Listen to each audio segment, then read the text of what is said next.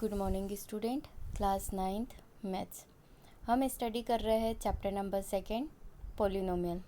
आज इस वीडियो में इस चैप्टर के लास्ट क्वेश्चन नंबर 15 और क्वेश्चन नंबर 16 हम क्या करेंगे, सॉल्व करेंगे। तो आइए देखते हैं। Now the question number 15 is give possible expression for the length and breadth of each of the following rectangles in which their areas are given. It means कि जो एक्सप्रेशन मतलब जो पोलिनोमियल गिवन है वो डेफिनेटली उसमें एक length है और एक ब्रेथ है। तो आपको क्या करना है, उसके एरिया को फाइंड करना है, मतलब उसके फैक्टर निकालना है। पर्टिकुलर इक्वेशन से आप फैक्टर निकालोगे और उस फैक्टर से जो वैल्यूज़ आएगी, दो वैल्यूज़ आएगी, उन दो वैल्यूज़ में से एक आपकी लेंथ होगी अर्थात लंबाई और एक होगी ब्रेथ मतलब आपकी चौड़ाई। ठीक है, तो हिंदी में क्वेश्चन उसका होता है निम्नलिखित आयतों में से प्रत्येक की लंबाई और चौड़ाई के लिए संभावित व्यंजक दे जिनमें उनके क्षेत्रफल दिए गए हैं। मतलब यहाँ पे क्षेत्रफल मतलब क्षेत्रफल का मल्टीप्लाई दिया है। मतलब अगर मैं बोलूँ कि 5 उसकी लंबाई है मतलब लेंथ, 4 उसकी ब्रेथ है मतलब चौड़ाई, तो इसका एरिया क्या होगा, 5 4 ज़ा 20। तो इट मीन्स कि यहाँ पे ये 20 गिवन है। आपको ये दो चीज़ फाइंड करनी है कि उसकी एल कितनी है, बी कितनी है। आप चाहो तो इसको एल ले लो, इसको बी, डजेंट मैटर। जो दो फैक्टर आएंगे उसमें से आप एक एल सपोज करोगे और एक बी सपोज करोगे। ठीक है, तो आपको क्या गिवन है क्वेश्चन में, फाइनली 20 गिवन है। 20 में से आपको 5 और 4 दो वैल्यू फाइंड करनी। तो सेम एज इट इज़ कि यहाँ पे अगर एक इक्वेशन गिवन है तो यहाँ पे आपको ऐसे दो फैक्टर बनाने। तो वो जो दो फैक्टर रहेंगे वो आपके दो फैक्टर में से एक आपका एल रहेगा मतलब लंबाई, एक आपका बी रहेगा, इट मीन्स आपकी चौड़ाई। आई होप सो क्वेश्चन में क्या गिवन है और क्या फाइंड करना है ये आपको समझ में आ गया कि ये एरिया का आंसर निकाल के दिया है। क्लियर। अब देखिए हम इसको कैसे सॉल्व करेंगे। तो जैसे हम क्वाड्रेटिक इक्वेशन को फैक्टर बनाते थे, मिडिल टर्म को स्प्लिट करते थे, सेम एज इट इज़ यहाँ पर भी हम क्या करेंगे, वैसे ही करेंगे using the splitting the middle terms method. It means use the middle terms, separate the middle terms parts in two equal ratio. Now clear?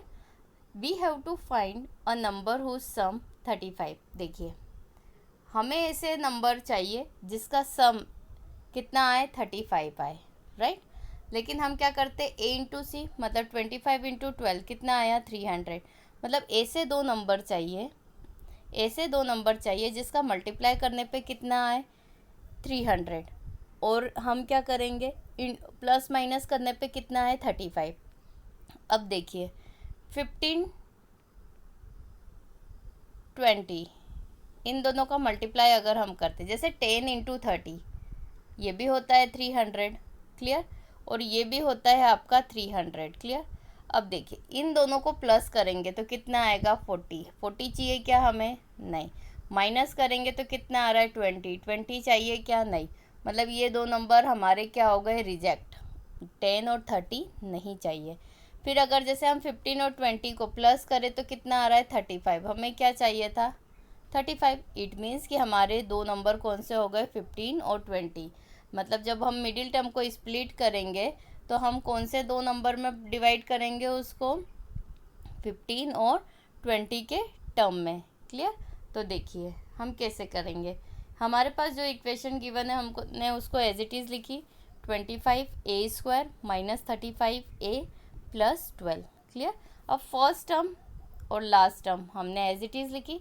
हम क्या करते हैं, मिडिल टर्म को स्प्लिट, 35 को हम क्या लिखेंगे, माइनस का 15 है माइनस का 28। माइनस में क्यों लिखा, क्योंकि पहले से यहाँ पे वैल्यू का ही में गिवन है माइनस में, क्लियर। अब इन दो टर्म में से क्या कॉमन आ रहा है, 5 है। मतलब ये हो गया 5 5 ज़ा a² और 5 3 ज़ा 15a। तो देखो 5 दोनों में से कॉमन आ गया और एक a कॉमन आ गया, राइट। तो 5a कॉमन ले लिया, यहाँ क्या बचा, 5a माइनस 3, ये बच गया। फिर दूसरी टर्म है हमारे पास -20, कौन सी टर्म है, -20। तो 5 4 ज़ा 20a प्लस 12 को क्या लिख सकते हैं, 4 3 ज़ा। अब देखो कौन सा नंबर कॉमन आ रहा है, ओनली 4। साथ में हम क्या कॉमन ले लेंगे, माइनस, तो यहाँ से माइनस भी गया तो यहाँ क्या बचा है, यहाँ 2 माइनस है तो एक माइनस चले गया और साथ में 4, तो देखिए -4 कॉमन ले लिया तो -4 कॉमन गया तो क्या बचा 5 है और यहाँ से एक -3 ये बचा। ऐसा इसलिए करा ताकि ये दोनों ब्रैकेट क्या हो जाए आपके सेम। जब आपके दोनों ब्रैकेट सेम आते हैं इट मीन्स आप सम सही कर रहे हो, अदरवाइज आपका क्वेश्चन क्या हो जाएगा, रॉन्ग। तो 5a - 3 एक ब्रैकेट में लिखा और दूसरे ब्रैकेट में लिखा 5a - 4, दो ब्रैकेट मिल गए। और मैंने स्टार्टिंग में ही बोला था कि जैसे ही दो ब्रैकेट मिले एक उसमें से एल होगा और दूसरा क्या होगा, बी। ज़रूरी नहीं कि जिसको आप सपोज इसको आपने एल ले लिया, इसको एल ले लिया, इसको बी, और कुछ स्टूडेंट ने इसको एल ले लिया और इसको बी, तो भी चलेगा, कोई दिक्कत नहीं। किसी भी एक को एल सपोज कर लो, किसी भी एक को बी, मतलब किसी भी एक को आप लंबाई ले लोगे और किसी भी एक को चौड़ाई। तो यहाँ पे लिखा है possible expression for length 5a - 4, possible expression for breadth 5a - 3। ठीक है, ये दोनों क्या हो गए हमारे लिए आंसर। नाउ द सेकेंड क्या गिवन है, area 35y² + 13y - 12, same as it is term है। ठीक है, हमें सम करने पे कितना चाहिए, 13। दो नंबर का एक का प्रोडक्ट देख लेंगे, 35 × 12, तो 35 × 12 कितना हो रहा है, 420, राइट। अब ऐसे दो, अब जैसे हमने ले लिया 21 × 20 कितना होगा, 420। देखो दोनों को प्लस करा कितना आ रहा है, 41। 41 चाहिए क्या, नहीं, माइनस करा कितना आ रहा है, 1, मतलब हमें ये दोनों नहीं चाहिए, मतलब ये नंबर कैंसल, 21 और 20 हम नहीं ले सकते क्योंकि हमें ऐसे दो नंबर लेना है, ये वाले दो जिसको प्लस या माइनस करने पे कितना है, 13। तो 15 × 28, 15 × 28 करते हैं तो 420, मतलब 420 आता है। दोनों को प्लस करा तो कितना आ रहा है, 43, नहीं चाहिए। लेकिन दोनों को माइनस करा कितना आ रहा है, 13, इट मीन्स चाहिए। मतलब हम यही दो नंबर में क्या करेंगे, उसको ब्रेक, कि हमें जो नंबर चाहिए वो इन दोनों से ही आ रहा है। क्लियर। अब देखिए 35y² + 13y - 12 हमने एज इट इज़ लिखा है। देखिए 35y² पहली term as it is, -12 as it is. 13y को क्या लिख सकते हैं, माइनस का 15y प्लस का 28, राइट। जैसे ये 35y², ये प्लस y, 13 लिखना है, ये -12। ये पूरी इक्वेशन हम इस तरीके की अरेंज करते हैं, राइट। अब इसमें हमको 13 चाहिए तो हम लिखेंगे 28 - 15। तो देखो ये प्लस का 28y ये रहा और माइनस का 15y ये रहा, हो गया। आ गई आपको इक्वेशन समझ में कि ये टर्म कैसी आई। तो आप पहले ये, इसके बाद ये लिखोगे और उसके बाद ये वाली इक्वेशन, राइट। अब दो टर्म बन गई, दो टर्म मतलब 35y², 35 को क्या लिख सकते हैं, 7 × 5 = 35, y 2 y है, माइनस 15y, तो 3 × 5 = 15y। तो देखो यहाँ से y कॉमन आ गया, साथ में क्या कॉमन आ रहा है, 5, साथ में क्या कॉमन आ रहा है, 3, नहीं साथ में क्या कॉमन आ रहा है, y, तो कितना हो गया, 5y कॉमन आ गया, क्या बच रहा है, 7y - 3 आ गया। फिर दूसरे ब्रैकेट में से क्या कॉमन आ रहा है, ये 7 4 जा है और ये 4 3 जा, 4 कॉमन आ गया, क्या बचा ब्रैकेट में, 7y - 3। इट मीन्स एक ब्रैकेट में हो गया 7y - 3, एक ब्रैकेट में हो गया 5y + 4। अब किसी भी एक को l सपोज कर लो, किसी भी एक को b, तो एज इट इज़ यहाँ पे हो गया possible expression for length is 5y + 4 और possible expression for breadth is 7y - 3। ये दोनों क्या हो गए हमारे लिए answer. Now the next question is question number 16। What are the possible expression for the dimension of the cuboids whose volumes are given below. मतलब question number 15 में हमने एरिया निकाला था। एरिया के लिए क्या होता है, L × B, मतलब उसमें एक L था एक B था। अब हमें क्या दे दिया, वॉल्यूम। वॉल्यूम के लिए होता है L × B × H, मतलब पहले हमारे पास जो दो वैल्यू आई थी उसमें से उन दो वैल्यू को हमने किसी को भी L किसी को भी B सपोज करा था। अब हमारे पास कितनी वैल्यू आएगी, 3, तो 3 में से एक L होगा, एक B होगा, एक H, किसी को भी आप सपोज कर सकते हो। आई होप सो आपको समझ में आ गया कि यहाँ पे हमें फाइनली फाइंड क्या करना है। सेम क्वेश्चन है 15 जैसा, बस 15 में एरिया था इसलिए दो वैल्यू निकाली थी एल और बी, और क्वेश्चन नंबर 16 आपका वॉल्यूम है, आयतन। तो आयतन का फॉर्मूला होता है लंबाई गुणित चौड़ाई गुणित ऊंचाई इंटू, इट मीन्स कि L into B into H, तीन वैल्यू चाहिए तो तीन वैल्यू एज इट इज़ आपके आंसर में आएगी। जैसे आपके पास वॉल्यूम के लिए इक्वेशन गिवन है 3x² - 12x, तो सबसे पहले यहाँ क्या कॉमन आ रहा है, इन दोनों में से x कॉमन आ गया, क्या बचा 3x - 12, राइट। अभी भी क्या कॉमन आ रहा है, ये है 3x और ये है 4 3 ज़ा 12, तो x कॉमन आ गया, साथ में फिर 3 कॉमन आ गया, बचा x - 4, कितनी वैल्यू हो गई 1 2 3।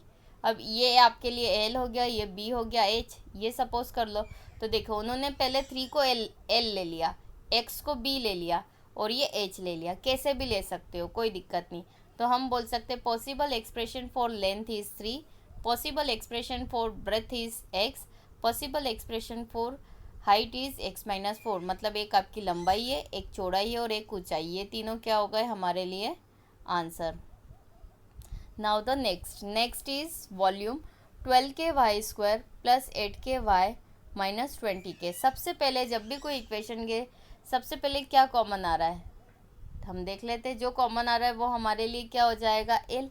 तो देखिए ये है 4 3 ज़ा 12 KY, ऐसा है 4 2 ज़ा 8 KY, 4 5 ज़ा 20 K। तो देखो 4 इसमें भी है, इसमें भी है, इसमें भी है, और क्या है सब में K, एक K K K। तो हमने क्या कॉमन ले लिया 4K, राइट। क्या बचा 3y² + 2y - 5, ये बचा। अब हम क्या करेंगे, इसी को ब्रेक करेंगे, इसके कितने फैक्टर बना देंगे, 2, एक फैक्टर तो हमें बाहर मिल गया, इट मीन्स ये आपकी क्या हो गई l। बचे हुए फैक्टर को आपको क्या करना है ब्रेक, किसको, इस वाले को। तो देखो इस वाले को जब हम ब्रेक करेंगे तो इक्वेशन बची है 3y + 2y - 5। अब फर्स्ट टर्म हम हमेशा एज इट इज़ लिखते हैं plus y as it is, right. और फिर ये क्या है 5, तो 3 5 ज़ा 15, ऐसे दो नंबर चाहिए जिनका मल्टीप्लाई करने पे 15 आए और प्लस माइनस करने पे कितना आए 2y। तो जैसे 5 3 ज़ा 15 और 5 में से 3 को माइनस भी करा तो कितना आ गया हमारे पास, 5 में से 3 को माइनस भी करा तो 2 आ रहा है। तो एज इट इज़ हमारे पास क्या हो गया, देखो ये हो गई equation 3y + 5y - 3y - 5, right, ये इक्वेशन हो गई। इन दोनों में से क्या कॉमन आ रहा है, सिर्फ y, क्या कॉमन आ रहा है y। तो देखो यहाँ y कॉमन ले लिया, क्या बचा 3y + 5, राइट। इन दोनों में से क्या कॉमन आ रहा है, केवल माइनस, मतलब 1, मतलब ये हो गया प्लस का 3y + 5। तो एक ब्रैकेट हो गया 3y + 5 और दूसरा ब्रैकेट हो गया y - 1। कितनी टर्म हो गई, 3, जिसमें से ये आपकी l है, एक क्या हो जाएगी b और तीसरी क्या हो जाएगी h। तो हम लिखेंगे possible expression for length is 4k, possible expression for is breadth 3y + 5 and the possible expression for height is y - 1। It means ये आपकी लंबाई है, ये आपकी चौड़ाई है और ये आपकी ऊंचाई। आप तीनों में से किसी को कुछ भी सपोज कर सकते हो, बस ये है कि आपका एक l है, एक b है और एक h है। तो ये तीनों क्या हो गए आपके लिए आंसर। इट मीन्स कि क्वेश्चन नंबर 15 और क्वेश्चन नंबर 16, अगर आपको बोले कि कोई एग्ज़ाम में क्वेश्चन आता है फाइंड द एरिया, एरिया मतलब इक्वेशन दे दे और बोले कि इसकी लेंथ और ब्रेथ निकालो, एरिया मतलब 2 वैल्यू निकालनी, वॉल्यूम मतलब आपको 3 वैल्यू निकालनी। तो इस तरीके से एग्ज़ाम में आपको क्या करना है, क्वेश्चन सॉल्व करना है। Thank you.